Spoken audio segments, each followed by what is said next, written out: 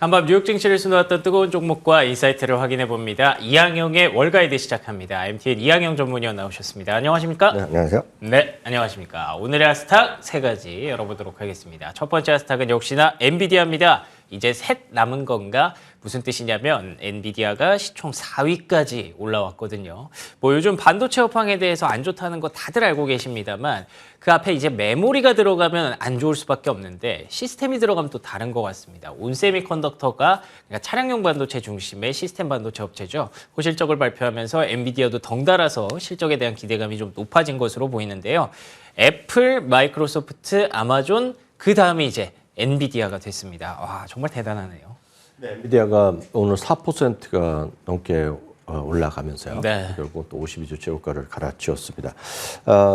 많은 사람들이 앞선 코너도 얘기했지만 AI에 집중적인 목소리를 내고 있는 거죠. 현재 AI를 많이 투자하고 있건 아니면 시작에 불과하건 간에 모든 기업들이 AI에 대한 언급하는 횟수를 크게 늘리고 있다는 것이 핵심입니다. 어떤 사람, 많은 기업들이 똑같죠. 어떤 방향성이 있으면 거기에 대한 투자에 대한 목소리를 늘릴 수밖에 없습니다. 실제로 이제 우리나라 주식하실 때도 일단 주의하셔야 될 것 중에 가장 큰 것이 일단 공시사항이 있습니다. 공시하고 또 하나는 무슨 사업 목적 추가하는 게 있습니다. 여러분들 이제 비즈니스를 하다 보면 어떤 법인을 만들면요, 기본적으로 웬만한 걸 다 하겠다고 이제 사업 목적에 들어가는 것을 법무사 하시는 분이 다 해주시는데요. 네. 뭔가 하다 보면 새로운 것들이, 새로운 사업 아이템들이 나올 수 있거든요. 그럴 때 들어가는 것은 사업 목적 추가입니다. 사업 목적 추가하는 거 갖고는 별로 크게 의미가 없습니다. 하겠다는 의지이고 계획이 발표하는데 사실 우리나라 주식시장 할 때 보면 왕왕 그런 것만으로도 주가가 올라가면서 소위 나쁜 주식 투자를 나쁜 목적으로 쓰는 사람들이 있지 않습니까? 최근에도 핫 이슈가 되고 있는 사회적 이슈가 있는데요. 그런 걸 뜨다 보면 이제 나쁜 사람들은 사목적 추가로 주가를 올리는 그런 작용을 하기도 하는데 지금 뭐 미국은 꼭 그렇다는 것이 아니라 미국도 좋은 기업, 나쁜 기업 할 것 없이 AI에 대한 목소리를 크게 할 수밖에 없고 그런 것들이 어떤 공식적으로 어떤 자연스러운 기회가 되는 것이 소위 어닝콜인데요. 어닝콜일 때 그런 얘기를 많이 하는 거죠. 그래서 이 화면을 보여드리면 메타나 알파벳, 마이크로소프트가 이번 어닝콜에서 AI라는 단어를 몇 번이나 썼냐는 것입니다. 네네. 사실 이런 거조차 AI로 찾아내는 거 금방 찾아내는 거죠. 사실 AI도 필요 없고 스크립트가 있으면 여러분들 기능 펑션 하나로 그냥 다 찾아내잖아요. 그렇죠. 딱 그런 거라고 일단 이해하시면 되는데요. 메타가 44번, 알파벳이 55번, 마이크로소프트가 47번이나 발표했습니다. 그럼 이제 빅테크를 이 세 기업뿐만 아니라 모든 IT 전반적으로 몇 번이나 했냐 보면 2016년 대비 17배가 늘어났다는 겁니다.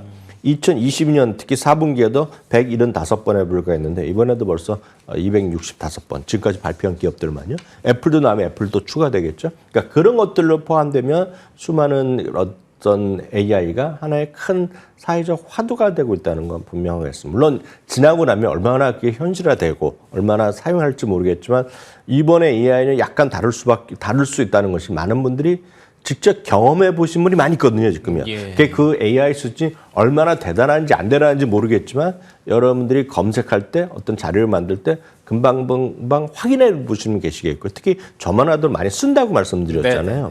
그러니까 저는 아직 유료 버전 안 쓰지만 유료 버전 쓰는 분도 꽤 있겠고요. 많아졌죠. 예, 그 마이크로소프트 365도 좀 나오면 바로 쓸 것 같거든요. 그러니까 그런 느낌을 여러분들 이해하시면 되겠습니다.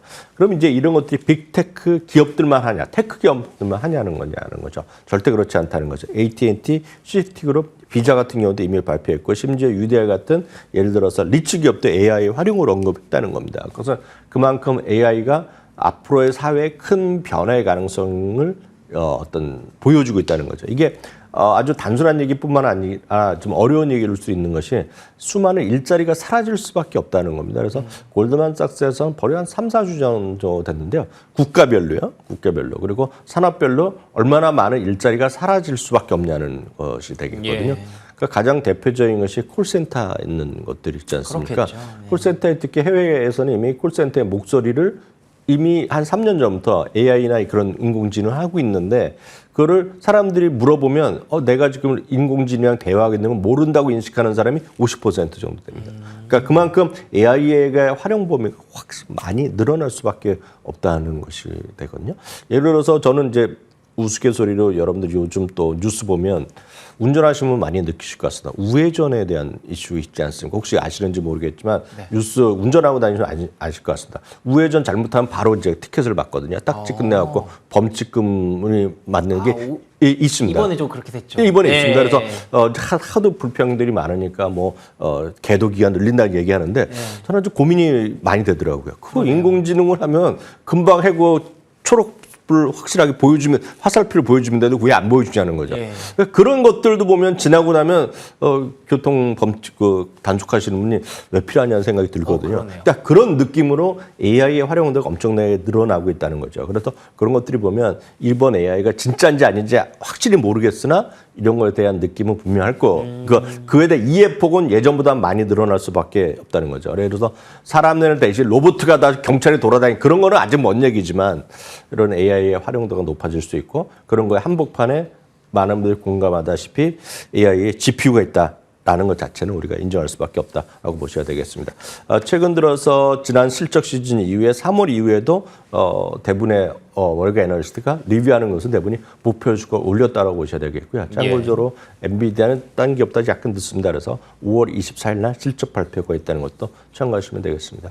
알겠습니다. 엔비디아 주가가 다시 한번 랠리를 시작을 했습니다. 확실히 지금 실시간 채팅방에서도 엔비디아 얘기를 하니까 많은 분들이 관심을 보이고 계시고 엔비디아는 뭐 사랑입니다라는 얘기도 나오고 있는데 그 사랑 5월 말까지 실적 발표 시즌까지 계속 유지할 수 있을지 지켜보도록 하겠습니다.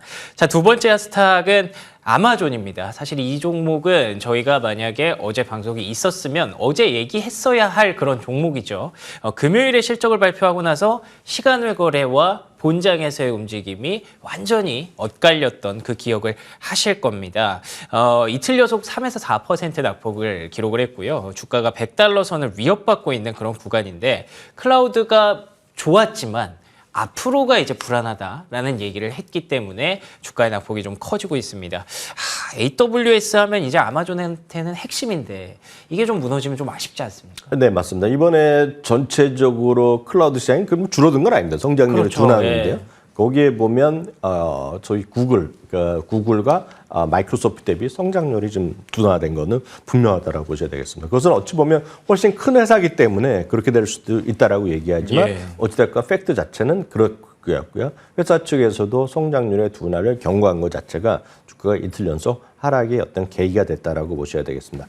다만 구독 서비스 아마존 프라임 멤버십 하는 분들이겠죠. 15%나 늘어났고 광고 시장도 21% 커진 건 분명하다라고 보셔야 되겠습니다. 특히 이제 광고 매출에 대한 중시를 얘기하는 사람이 있습니다. 물론 현재까지는 AWS가 훨씬 크지만 장기적으로 보면 소위 광고 시장이 더 커질 수도 있다라는 거죠. 바로 이 광고 시장을 보면 이번에 마이크로소프트도 늘어났고 그리고 얘기 나왔던 메타 플랫폼도 늘어났고요. 다만 유튜브의 광고가 좀 줄어들었고요. 이 AWS는 거의 20%에 가까운 21%나 늘어난 것에 어떤 의미를 두는 부분도 분명히 하나 있겠고요. 또 하나 이제 긍정적으로 본다 그러면 마진율이 상당 부분 회복되고 있는 건 분명하거든요. 그래서 그런 것들에 대한 긍정적인 요인이 있습니다. 그래서 그런가요? 일단 월가의 투자 의견에 변경 자체는 없어 보이겠고요. 목표 주가를 한 곳 내린 것도 분명히 있습니다. 바클레이즈 내린 것도 있지만 오히려 목표 주가를 올린 곳이 많거든요. 그것은 그만큼 목표 주가는 올렸지만 주가 자체 재미없는 것은 그만큼 심리적으로 보면 그런 펀더멘탈 자체보다는 주가의 상대적 약세에 대한 우려의 목소리가 맞다라고 보셔야 되겠고요. 장기적으로 보면 이 주식도 결국은 실적 대비 그리고 어떤 펀더멘탈 대비 주가가 떨어져 있는 디커플링이 심화되어 있기 때문에 장기적으로 한번 해볼 만한 생각 여전히 갖고 있습니다. 알겠습니다. 사실 뭐 한 1년 전만 해도 메타가 딱 이런 상황이었지 않나라는 생각도 좀 들거든요. 정말 앞길이 안 보이는 그런 모습이었지만 최근에 특히 올해의 주가 상승률만 놓고 보면 정말 월등한 주식 중에 하나가 됐습니다. 아마존도 그런 저력을 발휘할 수 있을지 장기적으로는 투자 의견 여전히 유지하고 계십니다. 자, 세 번째 핫스탁 확인해 보도록 하겠습니다. 세 번째 핫스탁은 몬델레스입니다. 월가이드 핫스탁에 꾸준히 한 자리씩 차지하는 그 업종을 꼽자면 음식료 업종일 수밖에 없는 것 같은데요. 뭐 주가가 최근에 아무래도 워낙에 고공행진을 했기 때문에 계속 언급을 해주셨는데 사실 그러다 보니까 이제부터는 뭐 주가 너무 비싼 거 아니냐 이런 얘기가 있었거든요. 근데 몬델레스가 보여주고 증명을 했네요. 네, 그 몬델레스도 그렇고 맥도날드도 그렇고 네네. 펩시도 마찬가지. 제가 지금 말씀드린 것이 다 사상체육과고 맞습니다. 오늘도 사상체육과를 갖고 있습니다. 이번 실적 시즌에 뭐 나름 깜짝 실적이 나왔습니다. 80센트의 주당 8센트가 이익이 예상됐는데 89센트가 나오면서 깜짝 실적이 나왔고요. 회사의 CEO도 지금까지 계속해서 꾸준하게 가격을 올렸고 하반기에도 가격을 올리면서 소위 가격 결정력을 확실하게 갖고 있다는 얘기를 하고 그러네요. 있습니다. 이 회사가 하고 있는 제품은 아마 대표적으로 리츠 같은 게 있을 것이고요. 그때 오른쪽 보면 이제 오레오가 대표적인 예. 제품이 되겠는데요. 제가 왜 오늘 이제 굳이 그 몬델레스를 선택했냐면, 제가 어디 그 지난 주말에 네. 그 우리나라 무슨 그 지방 이렇게 탐사하고 그런 TV 프로를 한번 보는데요. 네. 제주도에 아마 우도 가보신 분 많으실 것 아, 예, 같습니다. 가봤습니다. 우도 가보시면 우도에 혹시 제일 많이 인기 있는 품목으로 요즘 인싸나 이런 데 많이 하고 BTS도 가서 먹었다고 항상 땅콩 그 집 아닙니까, 땅콩? 드셔보신 것 같습니다. 네, 땅콩 아이스크림 있지 않고 네네. 딱 그 유명한 집이 딱 있지 않습니까? 아, 그 집이 TV에 나왔거든요. 네. 그 유튜브도 아니고 TV에 이제 프로그램 나왔는데 전 또 그런 건 자세히 보거든요. 저는 근데 안 먹어봤는데 딱 그 보면 땅콩이 잘 된다 해서 땅콩으로 만들고 거기 수많은 거를 뭐 과자도 굽고 있지 않습니까? 네네. 나중에 한번 오늘 제 말이 사실인지 아닌지 확인해 보십시오. 우도 그 집에 그런 과자가 들어가는데 그 과자가 뭐 딱 꽂혀 있냐면 오레오가 딱 꽂혀 있어요. 제가 그거 보고 진짜 깜짝 놀랐습니다. 어저께 보고. 그래서 제가 뭐 딴 종목 하려다가 이걸 준비했거든요. 아, 그렇군요. 그것은 그만큼 전 세계 누구나한테나 사랑받는 것이 이런 오레오 같은 것이 되겠고요. 그걸 하는 위에서 바로 몬델레스다. 이게 주가가 왜 올라가느냐? 저는 아주 명확하다고 보고 있습니다. IT 중에서 52주 최고 이렇게 가는 거는 제가 봤을 때 몇 개 없어요, 지금요. 엔비디아 있지만 그 외에는 지난주 한 달 전부터 계속 말씀드렸던 좀 보링 스타일이 가고 있는데 그 대표적인 기업이 하나가 이거가 되겠고요. 이번에 실적 발표한 이후에도 7곳이 목표 주가를 올려놨다. 그것은 그만큼 이 회사가 지금 좋은 회사임에 분명하다라고 말씀드릴 수밖에 없겠고요. IT만 갖고 가신 분 계속 말씀드리면 지원 주식도 갖고 가시기 바랍니다. 알겠습니다. 오레오로 할 수 있는 게 참 많죠. 저는 얼마 전에 오레오 튀김을 먹어봤는데 의외로 굉장히 맛있습니다. 예, 한번 궁금하신 분들은 찾아보시기 바랍니다. 오늘 인사이트로 그럼 넘어가 보도록 하겠습니다. 오늘의 인사이트는 어떤 내용일까요? 오늘의 인사이트, 달러 약세에 베팅해 볼 만한가? FOMC를 앞둔 그런 전략일까요? 어떤 전략입니까? 네, 그 금리가 올해 얼마나 올라갈 더 이상 안 올릴지 네네. 많은 분들이 예상하는 대로 기대하는 대로 금리가 내려갈지 모르겠지만 아마 대부분의 경우에 달러의 약세에 대한 가능성을 믿는 분들이 꽤 많을 것 같습니다. 그쵸? 물론 이제 이제는. 달러가 최근에는 한시 또 2, 3일 또 올라가기도 했지만 그러면서 좀 섣부른 분의 얘기는 달러의 몰락 이런 것도 얘기가 많이들 하시는 분이 계십니다. TV에서도 TV 어떤 지상파 경제 프로에서도 그런 얘기 하는 분이 많이 있는데요. 모르겠습니다. 저는 그렇게 달러가 얼마나 약해질지에 대해서는 모르겠으나 만약 달러가 작년, 재작년 너무 많이 올라왔잖아요. 그쵸. 그에 대한 반작용은 충분히 있을 것이라 얘기 보고 있겠고요. 그렇기 때문에 달러의 약세의 생각에 있다 그러면 물론 비트코인 하시는 분도 계시고 금을 하시는 분 계시겠지만 주식 투자자 입장에서 우리가 본다 그러면 달러의 약세는 기본적으로 호재라고 보셔야 되겠습니다. 그렇죠. 예, 네. 그리고 특히 미국 기업 중에서 수출이 비중이 높은 기업들, 그럼 분명히 호재일 수밖에 없습니다. 특히 이제 전체 S&P 500 기업을 보면 미국 내 매출이 60%, 해외 매출이 40%거든요. 네. 다만 해외 매출이 더 많은 기업들일수록 그리고 상당히 최근 시장에서 어떤 흐름에서 괜찮은 주식일수록 어떤 그런 쪽에 베팅하는 것도 충분히 가능성이 있다라고 보셔야 되겠습니다. 그런 관점에서 한 곳에서 그 매크로 리스크라는 곳에서 발표를 했습니다. 그래서 이번 달러 약세 베팅하는 5종목을 한번 선택해 봤는데요.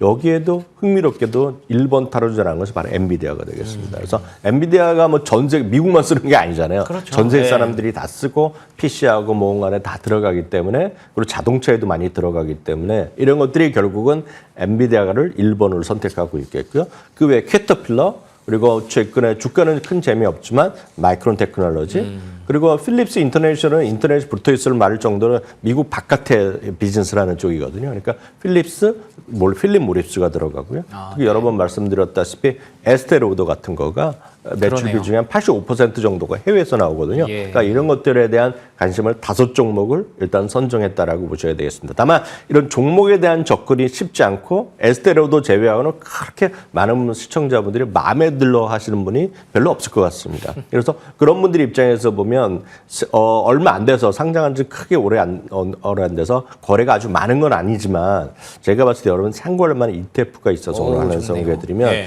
달러 X는 미국의 수출 증가로 가져올 것이고 이건 수익성 개선의 관점에서 나온다는 관점에서 네. 페이스라는 곳에서 하는 건데 그래서 페이스에서 EX 리더가 들어갑니다. PEXL입니다.